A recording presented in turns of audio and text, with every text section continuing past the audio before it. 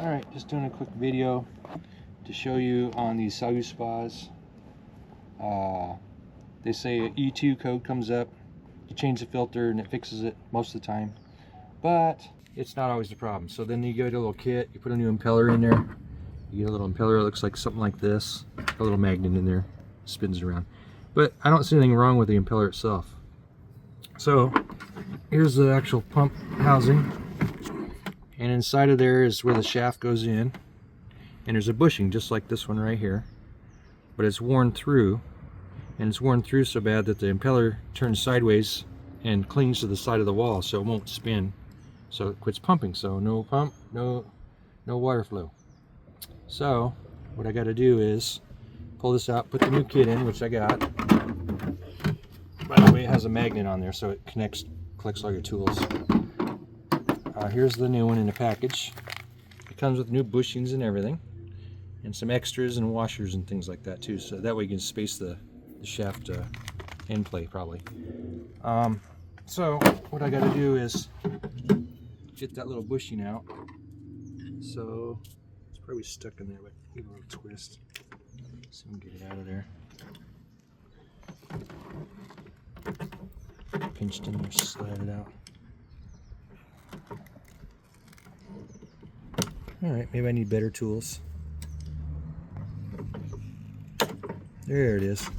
So that has to come out. Now I've kind of destroyed it, but you can see on the side right here, that's where the shaft has been wallowing out the side of it, so that's causing the impeller to hang up in there. So hopefully, by putting the new kit in there with the new bushings, which it already has it on there, so I'm just going to press that in there and make sure that it goes all the way down.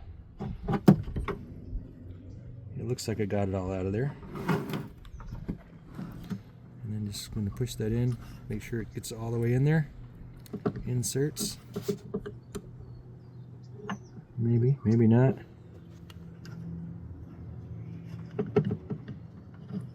we go. Now.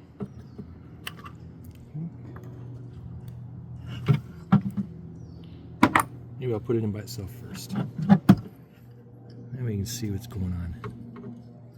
There, now it's in there. I'm going to put this little spacer on here. It's already had it on there once, so. Slide that on there. Put that together. Then depending on the pump, sometimes you might have to put another spacer just to make it the end plate come out right. And you got that on. Then what we're going to do is put this back together like so. Now it comes with new O-rings too, but I'm just showing you how it kind of goes together for the moment. And then put your screws back in here, which came with a package of O-rings too. You can replace all the O-rings too if you want, and this new screws and hardware. So you put this back together, then you're going to reassemble it by attaching it back into here. Don't forget your hose band. You can buy a new one too if you want, the threaded kind. But I'm just going to put this back on there. Oops. And fumble around with it. Let me see where you're putting it. It goes on this hose right here. Move your hand. Slides onto there. Okay, you gotta move your hand. I will. Okay. See the hose in there?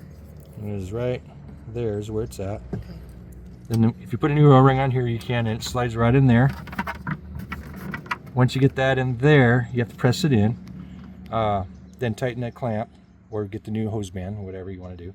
And then you're going to slide this bushing right into there. I'm going to put your cover and stuff back on. You're kind of done, and that's it. Nice. Hopefully that's all it is. Fixes it. And those are for the people that haven't seen that part done before, because they don't show you that. They just say replace filter and throw some parts at it. But I'm giving you a reason why.